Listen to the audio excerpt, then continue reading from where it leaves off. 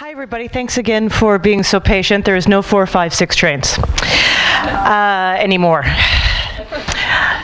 So nice to meet you. Yes, you too. I'm sorry that we are doing this in the reverse order, but that's okay. So pleasure to meet you. I think this is an interesting pairing, of course, because you wrote a book about not having a boyfriend thus far, and the premise of my book was sleeping with as many people as I could to find my way through life.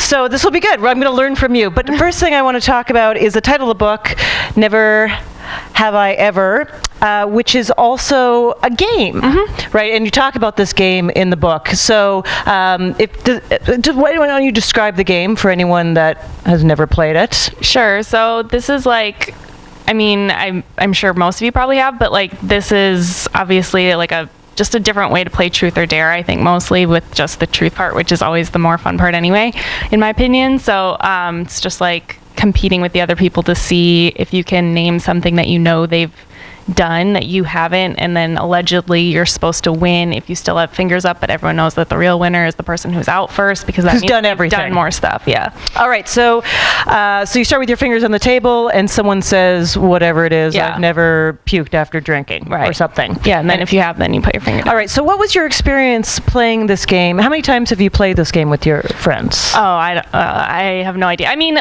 I probably played with my closest friends only so many times because we kind of figure out like how it's going to go. All right. But in the beginning parts of college, probably like dozens of times, because you find out other ways to, like, once you know each other's backstories, you can ask really super specific questions. Like, I've never had my face licked twice while dancing with someone at a frat basement and still kept dancing with that person for whatever reason. And then my friend's finger goes down and mine stays up. So right, and probably you feel good about that. Yeah, moment, that right? one I'm fine to not have done. Yes. So in the book, in the chapter when you're talking about this game, you're also talking about your feelings of playing this game, which is also kind of your feelings about where you're at in life and how your dating has gone. So. Tell me about that time when you're in the book when you're playing this and your friends are being knocked down. I would say that when I talk about it, I think is like maybe during sophomore year of college, which I think was kind of a turning point as far as deciding, like kind of when the pressure to match my peers peaked and then started to wane after that. And so I think at various points when I played it, even though I was very close to these girls at that point, I still felt like a competitive edge with them, or just like a sort of feeling left out, even though I knew on a practical level that they weren't judging me for it. I just sort of projected that onto them maybe. And so I think that kind of as I'm figuring that out and having a dramatic year with my friends that year too, it sort of relieved itself afterwards, where I was like, okay, it doesn't really matter if I win or lose this game, or symbolically where I stack up against them. We're still going to be friends even if we don't have the exact same experience level. Right, that was your jumping off period, that this is who I am, and if now, and I was going to say, and this is if this is how it goes, that is fine. When at the end of this book, you are 25, so, and it came out recently. Yeah. So how is that? A couple years ago? I'm 27. You're now. 27. Okay. So when did you start writing this? I started it when I was 24. When you were 24, and how did the project actually come about? I was halfway through grad school. I was studying public policy at the University of Minnesota. And I, over the summer between the 2 years, I published a couple things on the Hairpin that were sort of related to relationship stuff. And I was approached by an agent who said I should write a book. And the only thing I could think of, and still the main thing I think of when I'm trying to think of what to write about, is myself. And so I was like, well, I would like to write, I could write something hilarious about public policy. That's a challenge. It's a challenge. And so I was thinking about writing essays and what could be the common theme, and just was somewhat aware of always having been single as like a somewhat unique thing about me. I mean, not totally, it's not like just me, but it kind of struck me as something that would be funny to talk about and something that I spend a lot of time overanalyzing and being dramatic about. And I'm sure other people have a tendency to overanalyze you. Mm-hmm. But before we get to that, so you're writing this book, you're 23, and it ends when you're 25. So you are writing it with an idea of how it's going to end? Like how, because in the end of this book, you, although you've gone on a journey emotionally and with your friends, you remain single. Right. Now, when you were writing it, were you thinking all kinds of different possibilities of, or hopeful or not hopeful of how it might end? Sort of, and I'm pretty sure I say something, I can't remember for sure, but I'm pretty sure I say something about that in there, that like part of me wondered, what if while I'm writing this book about always having been single, at the very end I meet someone and have to be like, well, then I found him and it's all tied up now, so bye. And I was like, from like the writer's perspective, I would not have wanted that to happen because I hate when books end like that. And it's like I wanted to be like still the same. But I didn't actively try and prevent anything from happening. I just kept living normally and was like, it was only the very end that was being written in live time. So right. I kind of just figured it would unfold however it was going to, and I would deal with that when I got there. Well, you do say, there's probably some idea that this might end with a wedding, and you thought that way too, but what you're referring to is your best friend, Riley. Yep. I don't know if that's her real name. Yes, it is. Okay, that's her real name. Yeah. Look at that. And I think there's something beautiful about this book, that it is filled with descriptions and relationships with guys, mm-hmm. and although you don't end up dating them per se, this really is a book about friendship with women, mm-hmm. especially Riley. Yeah. And I don't know how aware you were of that as you were writing. I think definitely very much aware. Like I think for me, and I think that this is something that I tried to make apparent, and sometimes I'm like, I maybe could have done an even better job at this, or like worked harder at this, but like for me, when I'm talking about guys or thinking about guys, it's not even always about them so much as it is enjoying sharing those experiences with my female friends and like how we talk about it with each other. And it's kind of like a bonding experience that isn't, I just hate the thing of like, when people are like, well, all that women talk about with each other is guys, and if they're only talking about guys, then that must mean it's like shallow and not serious. But like, to me, it's not the subject matter that matters so much as how we talk to each other about things, and that was tremendously important to me, and so I hoped that would make itself evident in the book, and definitely was important to me to be like, just because this is a dating themed book and that is going to be the large focus, it's not by any means everything that was going on in my life. And Riley is the exact opposite of you. Mm-hmm. In the beginning, you call her a lighthouse. Yep. And just for everyone, it's a lovely description. What is a lighthouse person? So a lighthouse is like someone who is just super magnetic and charming, and kind of always has a line of people waiting to ask him or her out at all times. Slutty is what you're saying. They're slutty.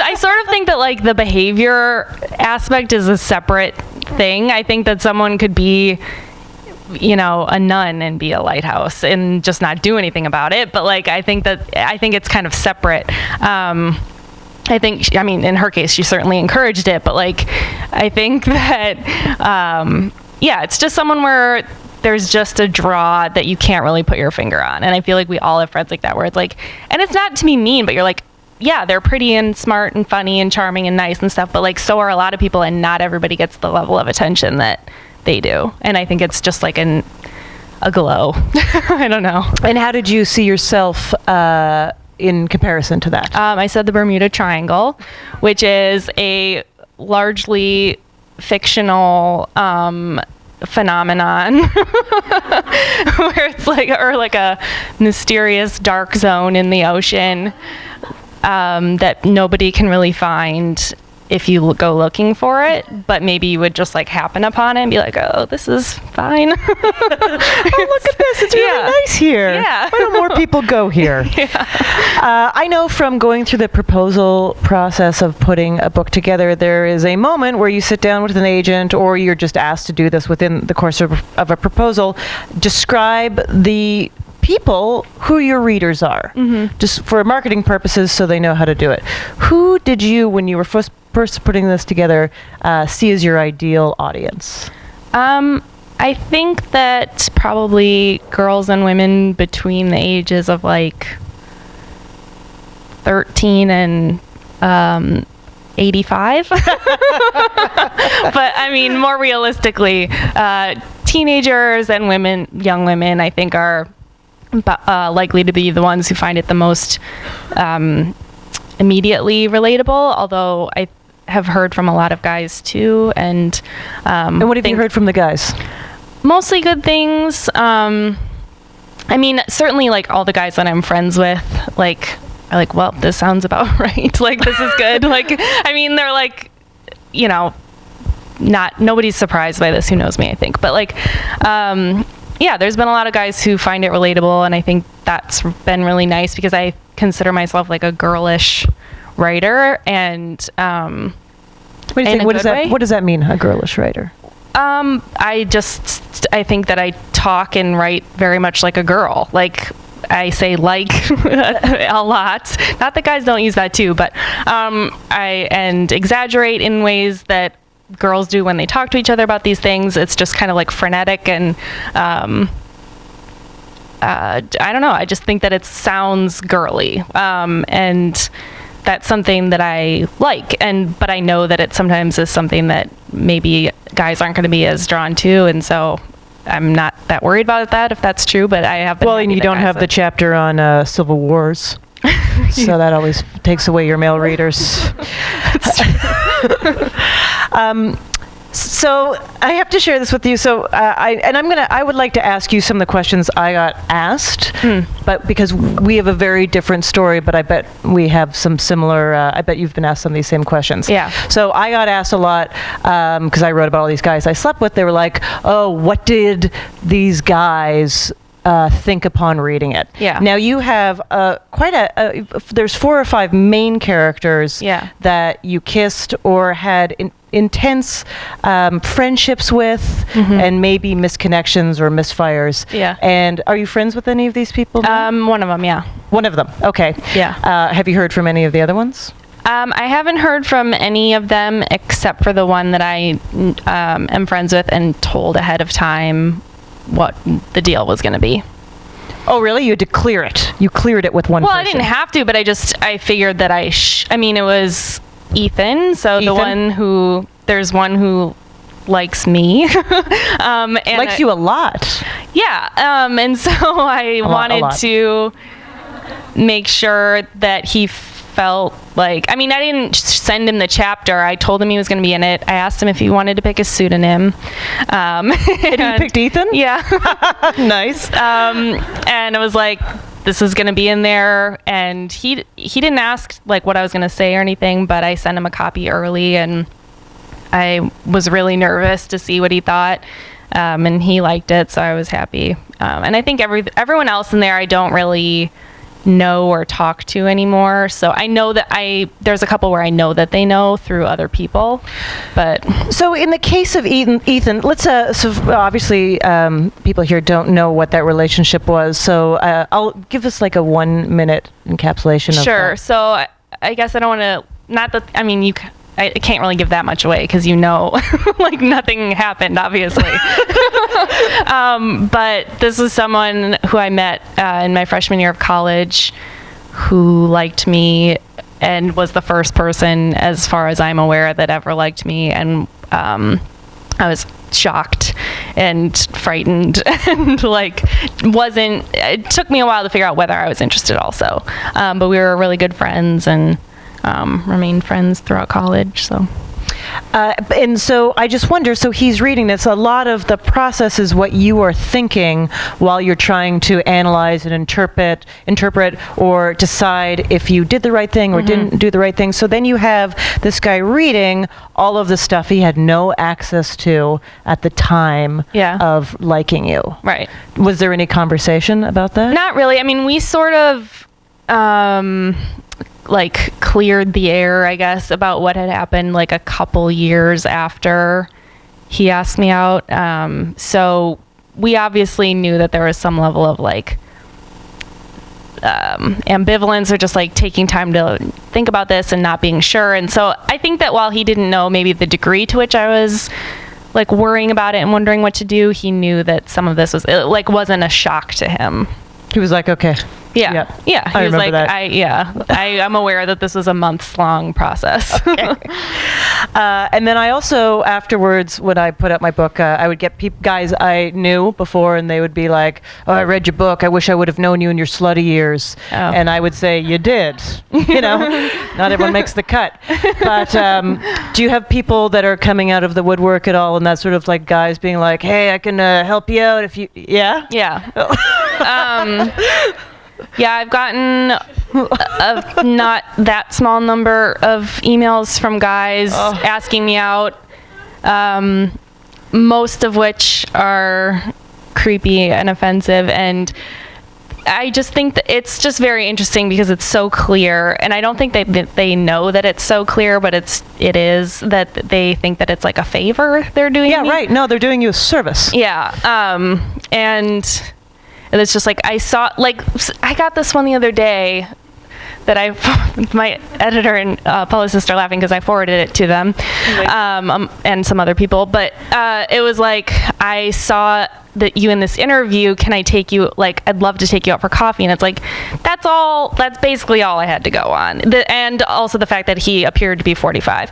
And I was just, there's like no, that's it. It's like, I'm a man, so the natural thing is just for us to go out now. Like there was no, here's what I can offer up as credentials. I just saw you in an interview and I know your thing is being single, so I can help you with that, I guess. Well, you know, and this goes to, there's a couple chapters that you talk about your first foray into internet dating on OkCupid. I don't know if you changed that name. But and you talk about very specifically the kind of messages you receive, and you put them into categories. There's the neg.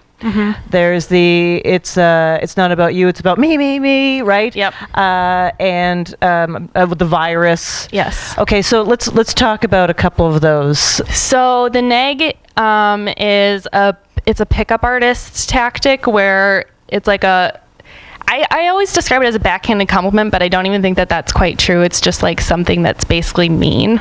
And like you looked prettier in your pictures, or like, I don't know. It's like in mine, I have ones where it's someone who's like, oh, I see that you like writing.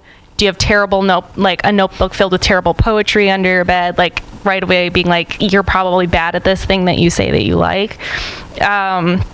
And I don't remember all the other Even examples. though it's probably an attempt at humor or something. Yeah. But it's right. But it's very much like formulaic, the way that people write it to you. And so, but it's basically like a pickup artist, like Reddit, Fedora affiliated. Right. Slight little insult there to like prove some sort of self-worth. Because they think that what you want is like a jerk. Right. And then many people do.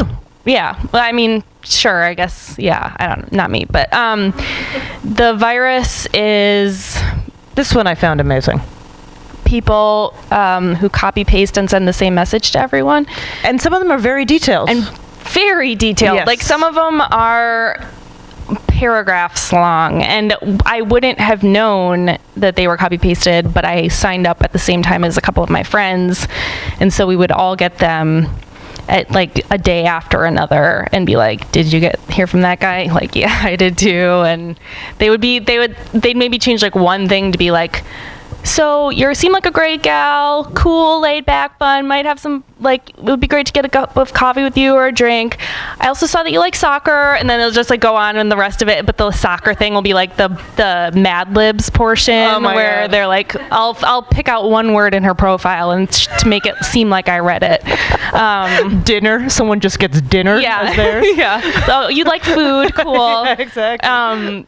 But yeah, that one is great. And then the me ones are ones where they just talk about themselves the whole time and don't ask you anything. Like, just say like, hey, so I just moved to the city, like I work in such and such industry, I'm a fitness model, like, right, that was it, right? Yeah. I have people that work underneath me, so don't let them know about my fitness modeling. Yeah, right. That was great. And then there was a guy who was like, I'm a kick-ass brother, son, and like, I don't know, some other familial relationship. And I was like, sure. And then I had one describe like a hypothetical date to me in the third person, where he was like, I could like make some stir fry or maybe some pasta. It's just like, what the fuck is this? But yeah, it's just people who offer unsolicited information about themselves, like in the first message, without asking you anything about you. Oh, right. And the last one was a cry for help. Yeah, a cry for help. I got some very sad ones. One was about like, I need to be cheered up because I got broken up with on Valentine's Day, and this was sent like 3 days after Valentine's Day. And then I got one that was asking me about how he wrote to NASA about UFOs and never heard back. And I thought it was a joke, but it was not a joke. And then the one, and then I had a separate category for like the best message that I ever got on there, which I can tell you, but I don't know if I should. I mean, it's not really like a spoiler, but I can read it. You want to read it? Yeah, sure. Because it has to get the wording right, because otherwise it's not quite as good. You'll see my little notes throughout there. Just ignore them. So the reason that this is like not totally out of nowhere, it sounds like it's out of nowhere, but I had something about liking X-Files or the aliens or the aliens or something in my profile. So it says, UFOs don't exist, but my cock does, and I'm home alone until Tuesday. Do the arithmetic, and no, I'm not married. The arithmetic. That's do the arithmetic. He didn't have a picture either. Really? That guy didn't have a picture? Oh, well, we're still working on it. Now, what would you have liked to have received as a message? I don't think that it's actually that hard to send a normal message. Like, I think that it's best to be brief, to reference something in the other person's profile, and to then just leave it up to them. I think that ultimately with online dating, the person is going to look at your profile and look at your pictures, and if they're interested, they'll respond, and if they're not, they won't. Like, so I think that putting a whole lot of thought into the message, like, there's no sense in going overboard, because ultimately it's up to the other person whether they want to respond or not. And I think that is one of the things that annoys me about the amount of like crafting and strategy that goes into some of these, is they clearly think that like there's a way to unlock women. The magic. Yeah, and it's like, but I'm gonna look at your profile. I'm gonna see this, or if I meet you in person, meet you, and then what? So I think it's best to just be like brief and friendly and interact like a normal human being. But you did end up having a potential suitor. Yeah. You did find a gentleman on OkCupid that seemed like somewhat ideal. Yeah. I mean, certainly by comparison. By comparison, yes. Within the bar was low, so it was pretty easy. And you went out on a date with him, Neil. Yep. Not his real name. Nope. And I know it's the title of the chapter, but I think it's an enjoyable thing. What was one of the things that you couldn't tell about Neil on his profile that was problematic in person? Well, he just was like, there was a bunch of stuff. I mean, we just didn't have chemistry is the main thing, but he, instead of saying fuck, would say buckets. So he'd be like, what the buckets? And then separately he'd be like, oh, so I was, working on this thing, and then realized I forgot to turn in this form, and then I was like, buckets. I was like, I didn't know what to do. I like that you went to your friends and said, is that a thing that I missed? Well, because I was like worried that this was some cool, not cool, but like some slang that I was being overly critical about that was popular in like a certain part of Minnesota or something, and everyone was like, I have never heard that before in my life. Everyone was appalled when I asked them. But yet, you're with this guy, no chemistry. Mm-hmm. He has he says buckets instead of swearing like a normal person. Yeah. But then when you tell this to your friends, they say, give him another shot. Yeah. Some of them did. Some of them were like, really, actually, only Riley was the one to be like, no, don't do it. You don't need to go out again. But a lot of them were like, just give it another chance. Like, people are nervous on their first date. People are weird. Like, he's like, was there anything wrong with him? And I would be like, well, no, I guess not. And then that was supposed to be the signal that I should definitely go out with him again, because there was because he didn't confess to murder at the date or whatever. Even though we were there for 5 hours, so it's like, I think I got a pretty good read on... That's right. Well, because they go, oh, you were there for 5 hours, that sounds like that is... Like, you must have been having fun. Yeah. But I can talk to whoever for however long. Like, I can keep myself entertained forever. All right, we'll keep it short. But do you think that...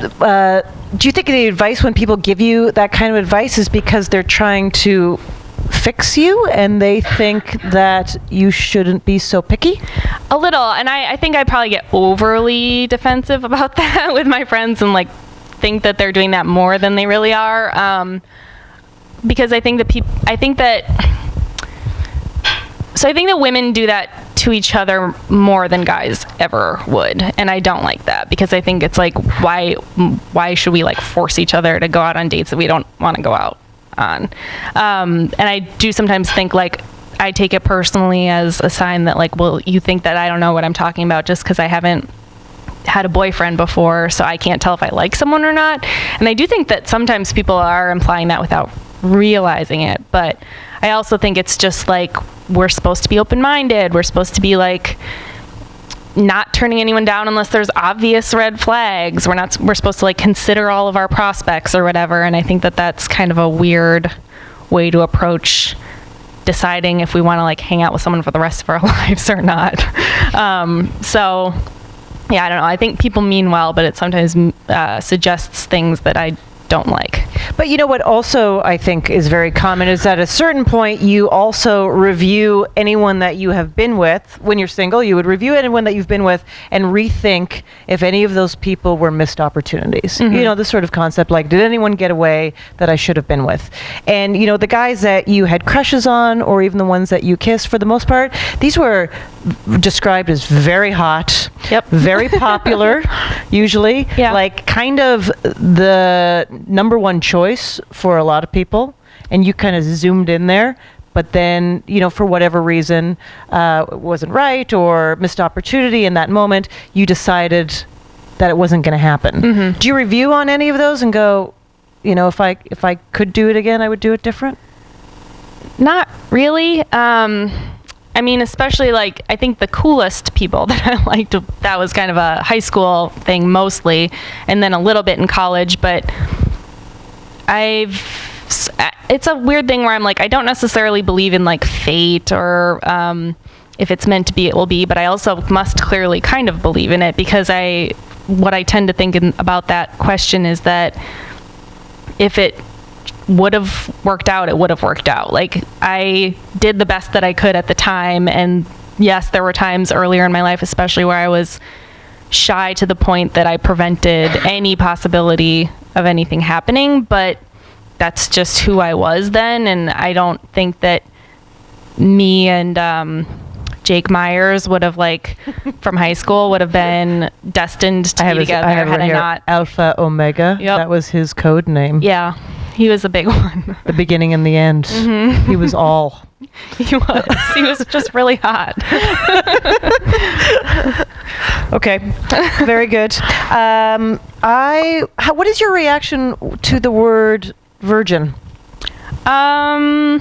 I don't like it. But that's one of those things where it's like,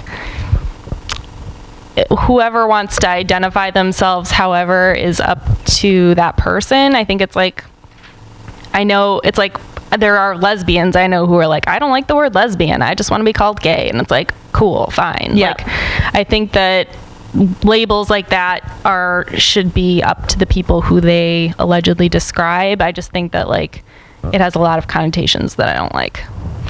Do you ever have to deal with that? Like, how has the dating been going since the book has been published? I've been doing some dating since I moved to New York. Yeah?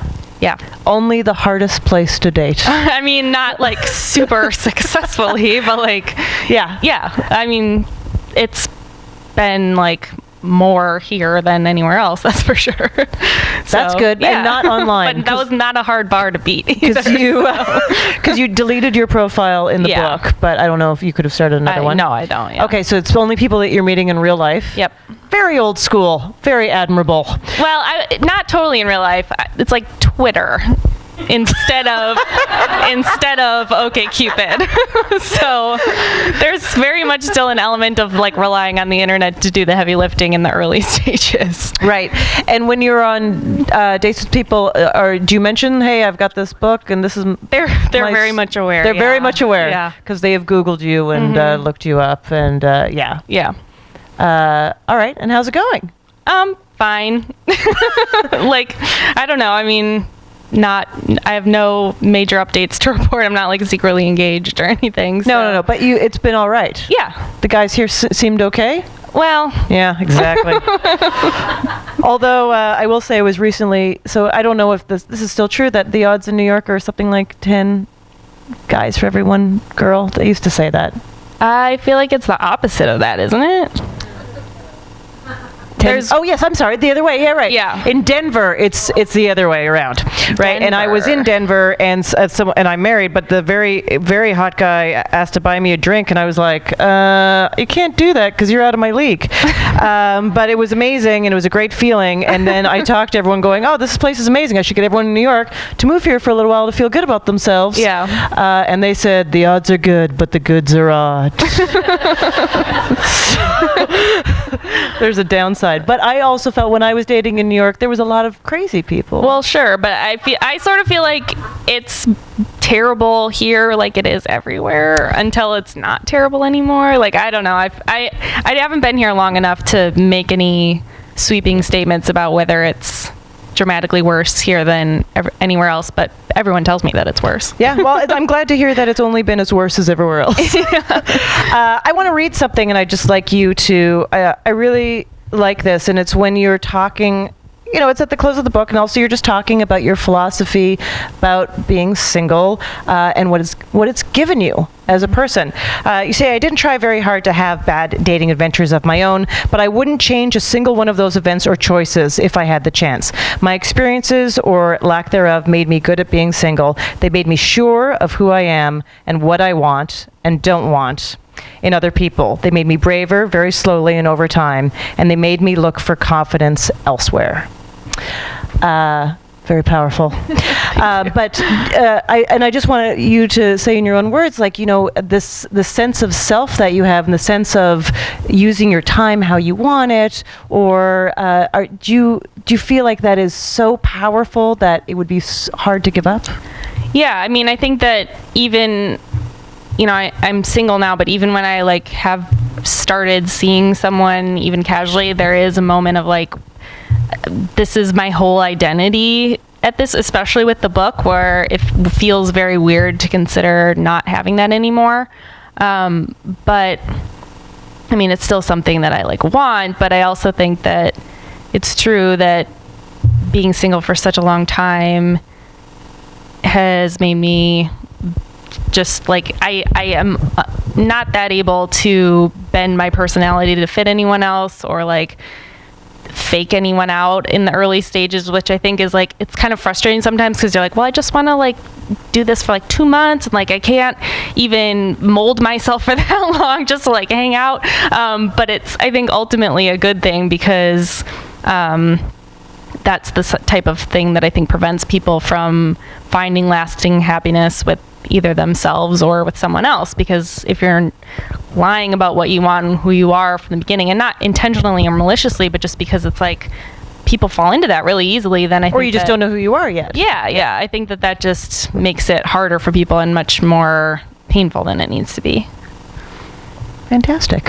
Thank you. I see Emily standing here. Yeah, we are kind of running low on time, but I did want to see if anybody had any questions, comments, stories of their own for Ophira and Katie tonight. Feel free. Yeah, I'm going to bring the mic to you.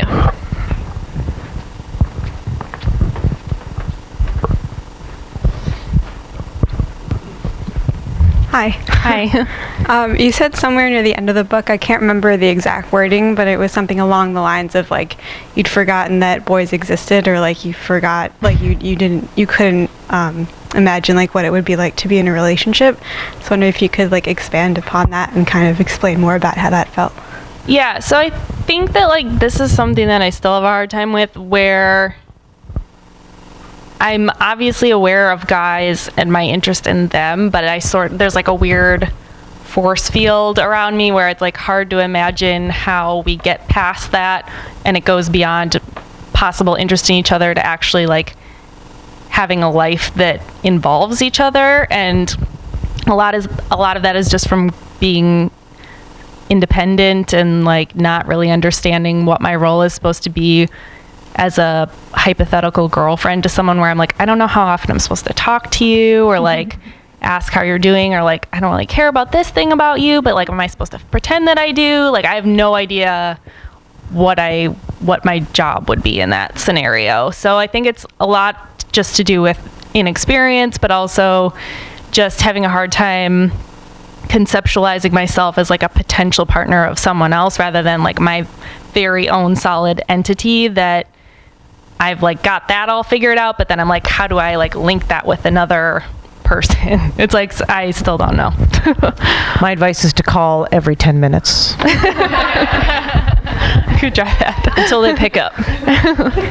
Anybody else? Any questions, comments, stories out there tonight? I got another one over here. Thank you.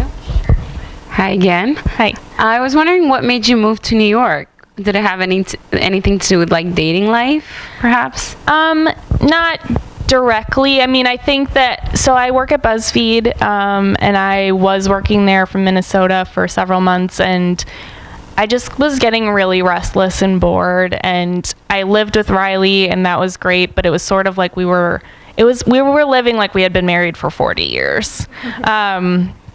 And just like watching the show, like want to watch our shows tonight, and like this is the like we had a pizza day, like a specified pizza day, and that was great, and I missed that. But it also was like, I am so risk averse and afraid of change normally that I was like, if I don't do something a little bit crazy right now, I'm never going to. I'll just live with her until she gets married. So I thought, and I also thought, like, I think I could just do a better job at my job if I was there in person, because working from home sucks.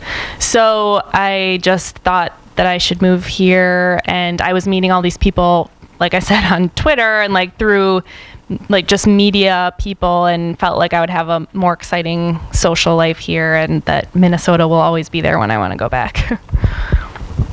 Cool. Anybody else? All right. Well, thank you guys so much for joining us tonight. If you haven't already, make sure you check out copies of Ophira and Katie's books over by the Register. Take care, stay warm, and have a great evening. Thank you.